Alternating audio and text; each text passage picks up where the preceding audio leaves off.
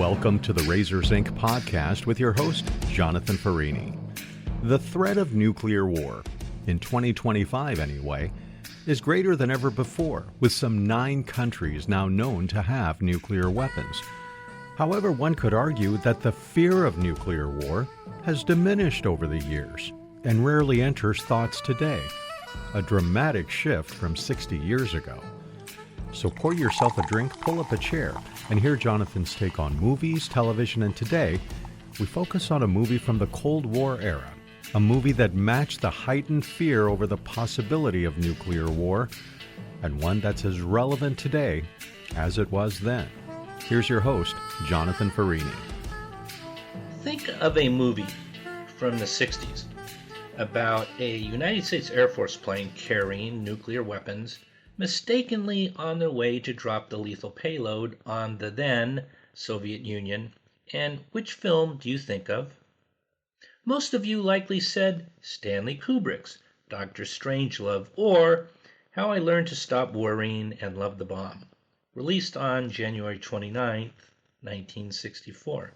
Now then, Dmitri, you know how we've always talked about the possibility of something going wrong with the bomb. The bomb, Dmitri. The hydrogen bomb. Well, now, what happened is one of our base commanders, he had a sort of, he went a little funny in the head. You know, just a little funny. And he went and did a silly thing. Well, I'll tell you what he did. He ordered his planes to attack your country. Well, let me finish, Dmitri. Let me finish, Dmitri. Well, listen, how do you think I feel about it? Why do you think I'm calling you? Just to say hello? It's a favorite film of mine for its content and, most importantly, title, which is a metaphor to your host, suggesting fatigue with Cold War nuclear nonsense and suggesting the best deterrent to nuclear war is laughter about its absurdity. More about this later.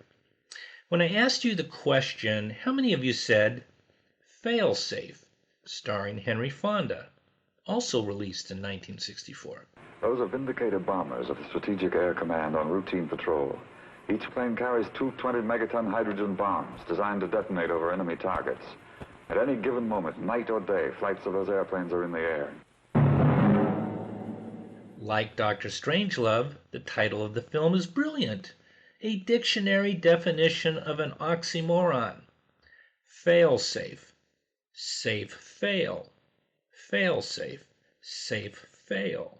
Say it a couple of times. Fail-safe refers to when a device or machinery automatically reverts to a safe position in the case of malfunction, breakdown, or miscommunication. Spoiler alert, here's the premise of failsafe and why it's extremely relevant and not irreverent like Dr. Strangelove and the subject of this podcast.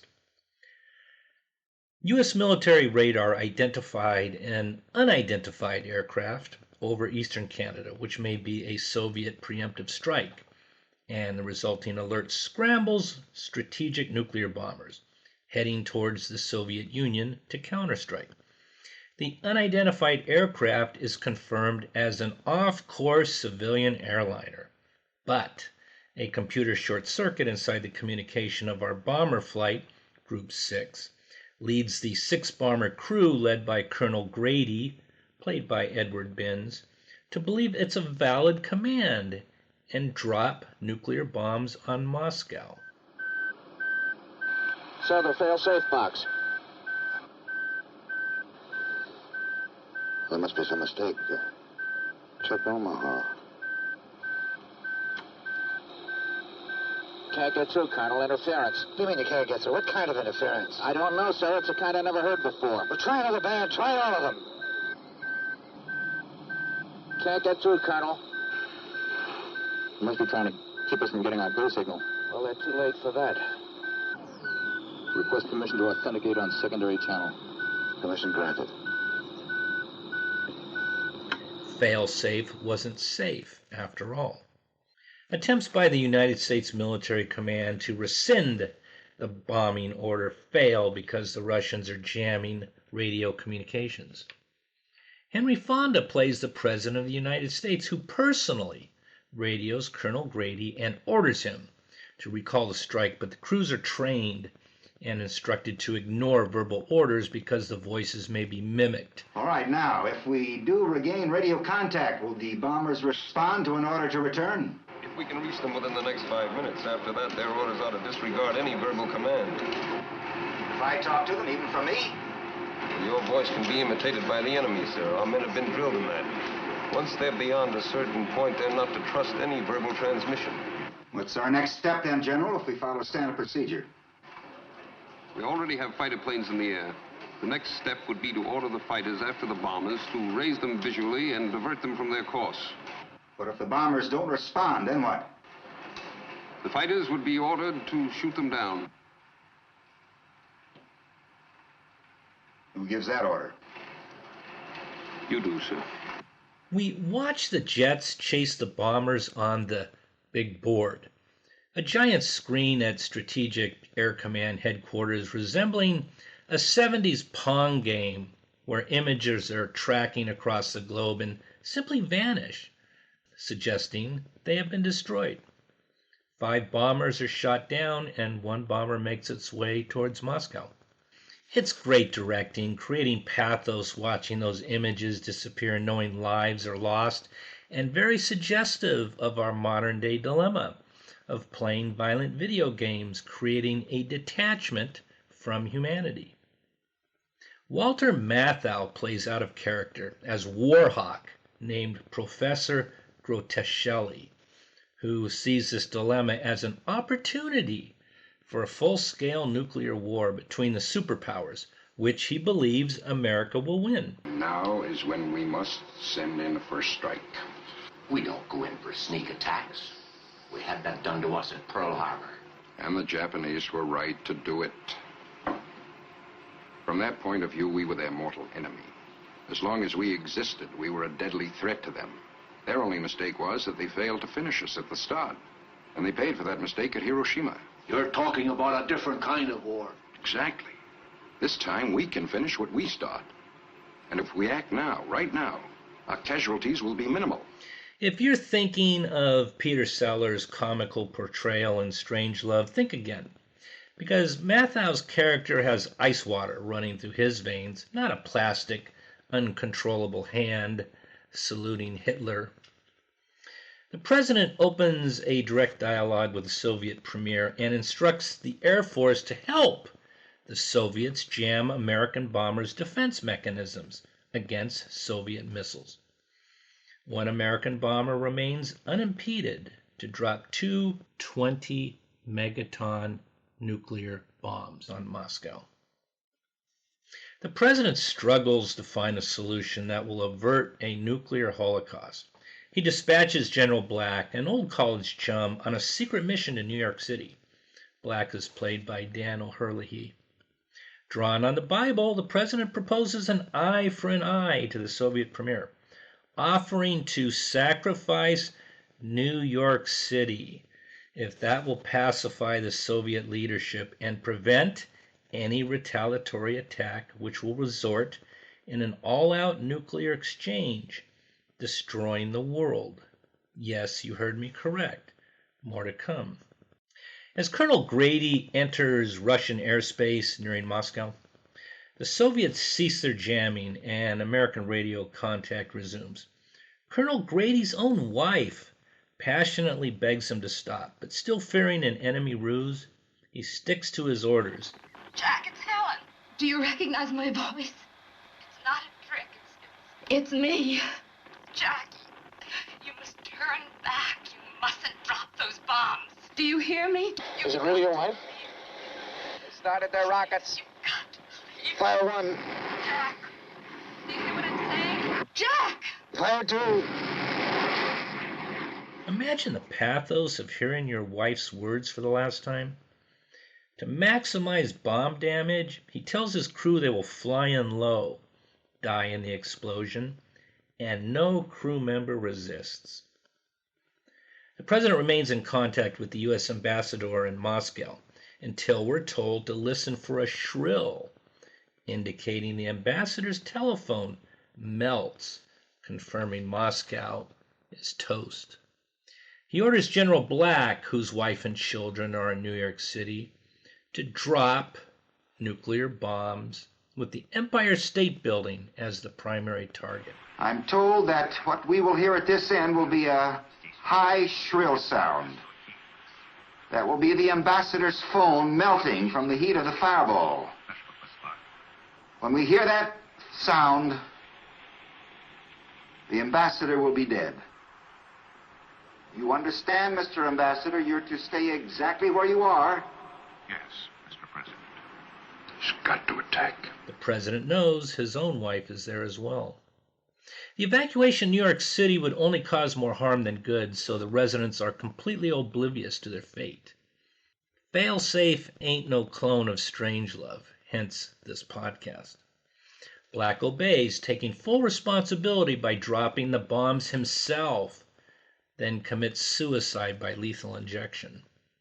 Glimpses of adults and children in all walks of life and activities are shown rapidly, one after the next, which abruptly freeze in place as they are incinerated in their tracks.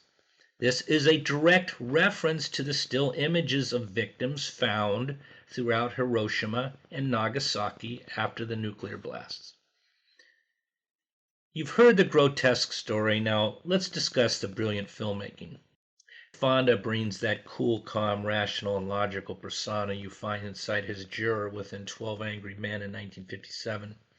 They're just a handful of sets. First, the big board inside Strategic Air Command. Second, a small broom closet-sized office with Larry Hagman playing Buck, a young American-Russian translator told by the president to tell him the inflections in the words. I want to know what they're thinking. It's a great scene with Buck translating the premier's staff surrounding him with phrases like, "It's a trick." The premier is on the line, sir. Yes, Mr. Chairman. We have only a little time left, Mr. President. His voice is different, sir. It's not angry, it's subdued. How shall we use this time? It sounds sorrowful, sad. What luck are your fighters having? Luck? No luck at all. We have shot down only one of your bombers. Well, what about the other 5? Maybe yes, maybe no. Your masking devices are better than we had thought. Imagine you as the translator, just the two of you, in a small windowless room. Third, the cockpit of Colonel Grady's bomber. And fourth, the Joint Chiefs office, replete with an arrowhead table. I think it was used in the movie 7 Days in May starring Burt Lancaster and Kirk Douglas in February 12th of 1964. The arrowhead is a metaphor of weaponry and very imposing to this viewer. Sidney Lumet is directing. If you have Sidney Lumet directing, you're watching filmmaking at its best. He believed in preparation and rehearsal, and it shows. The film was shot in black and white with claustrophobic close-ups. There's an emphasis upon stark black and white images of photographic negatives of jets and bombers, resembling silhouettes, and another reference to the nightmarish frozen photographic negatives of victims found in Hiroshima and Nagasaki, captured by the brightest light bulb ever created, the nuclear flash. Lumet was nominated 5 times for Academy Awards, 4 for Best Director for the legal drama 12 Angry Men in 57, the crime drama Dog Day Afternoon in 75, the satirical drama Network in 76, and the legal thriller The Verdict in 1982, and 1 for Best Adapted Screenplay for Prince of the City in 1981. He received the Academy Honorary Award in 2004. There is no original music score. Only the electric sound effects act as the film's main and end title music. Shots of normal daily life are seen only after the opening credits and in the final scene depicting an ordinary New York City day, its residents entirely unsuspecting of their imminent destruction. Stock footage of jets and bombers was used because the Air Force declined to participate within the production. The end of the credits is a still shot of an Air Force disclaimer added by Columbia Pictures under pressure from the Pentagon. The producers of this film wish to stress that it is the stated position of the Department of Defense and the United States Air Force that a rigidly enforced system of safeguards and controls ensure that occurrences such as those directed in this story cannot happen. Think about all the presidents you remember and try to imagine their reaction to the situation. My memory includes John F. Kennedy in a nuclear stare-down with the Soviets blinking while grocery stores were being emptied by panic buying. Did Fond as president make the correct decision? If not, what, if any, was the correct decision? Could it happen today? What would be the response? Keep in mind, there are many more nuclear-armed nations today than in 1964. Fail-safe for your host will always be remembered for the matador nightmares of General Black running through the film. The matador. The matador. The matador. Me. The nightmare is a metaphor for Black becoming both the matador and the bull, the destroyer and the destroyed. The central message, in my opinion, is man's inherent capacity for self-destruction. Failsafe opened to critical acclaim, but box office failure. Back to Strangelove. I contend the movie-going audience preferred laughter to fear. Failsafe resembled Peter George's novel Red Alert, on which Kubrick's film Dr. Strangelove was based. Kubrick and George filed a copyright infringement lawsuit.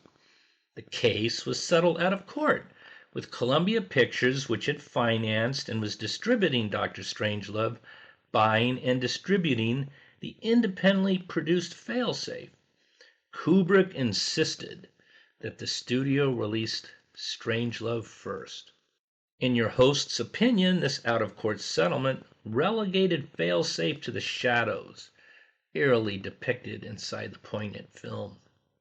Just maybe Kubrick did us all a favor by releasing Strangelove first. Remember the possible deterrent remedy of laughter I talked about earlier?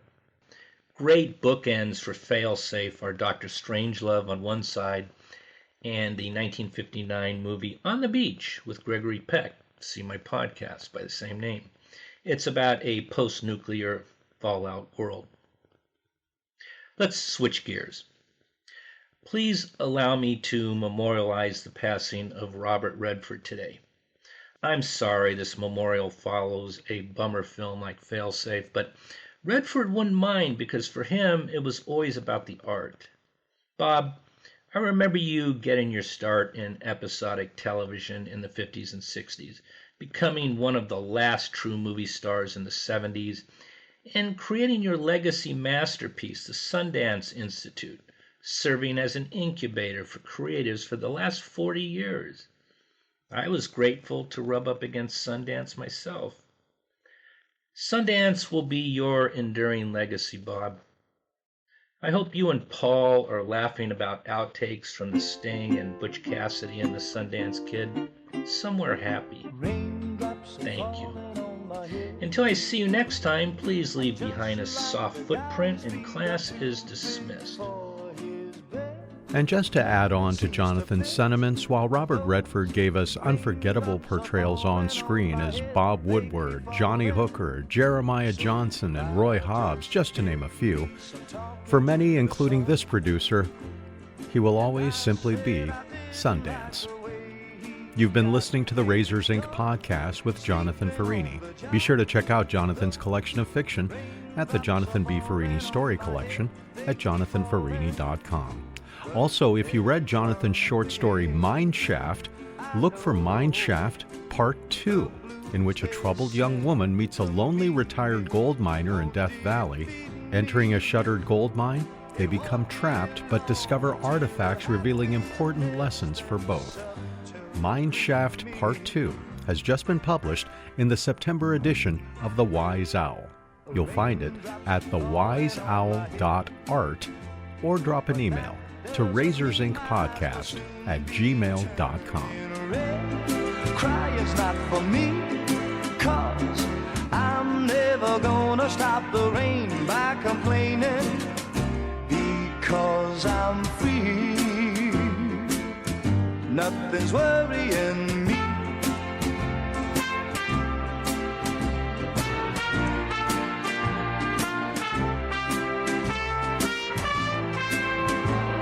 It won't be long till happiness steps up to greet me. Raindrops keep falling on my head, but that doesn't mean my eyes will soon be turned.